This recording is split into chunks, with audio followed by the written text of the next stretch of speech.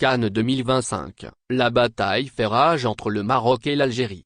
La bataille pour l'obtention de l'organisation de la CAN 2025 entre l'Algérie et le Maroc, les deux principaux candidats pour accueillir la compétition qui a été retirée à la Guinée, fait rage.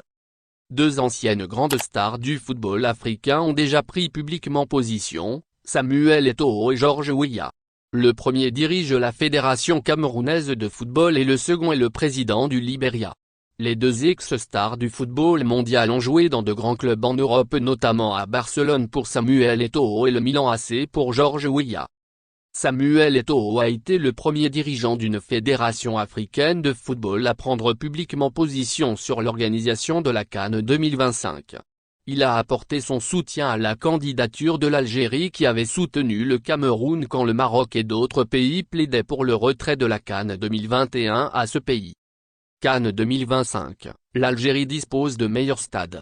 À l'époque, Roger Milla, ancienne gloire du football camerounais, avait vertement critiqué les pays du Maghreb, notamment le Maroc, et l'Algérie s'était empressée à apporter son soutien au Cameroun qui a fini par garder sa CAN 2021.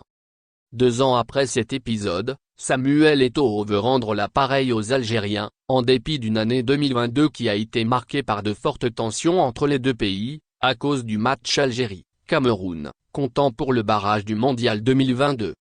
Par la voix de son ministre des Sports Sékou Doro Adamou, le Niger s'est prononcé mercredi 18 janvier à Oran sur la CAN 2025, en apportant tout son soutien à l'Algérie.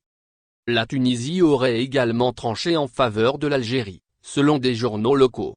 Selon nos sources, plusieurs pays africains ont promis leur soutien à l'Algérie, qui dispose d'un dossier technique meilleur que celui du Maroc. Avec ses stades ultramodernes et flambant neufs, l'Algérie est très bien placée pour décrocher l'organisation de la CAN 2025, d'autant qu'elle a réussi à organiser les Jeux méditerranéennes durant l'été 2022 et elle est en train de réussir la tenue du CHAN 2022. Pour le Maroc, sa candidature n'est pas aussi flamboyante que celle de l'Algérie du point de vue des infrastructures sportives. Comme son voisin de l'Est, le Royaume a aussi des soutiens, mais qui restent discrets. Seul le président libérien George Weah, ancienne grande star du football africain, est sorti du bois. L'ancienne star du Milan AC, qui est devenue chef d'État, a pris clairement et publiquement position en faveur du Royaume qui se bat notamment contre l'Algérie pour l'organisation de la CAN 2025.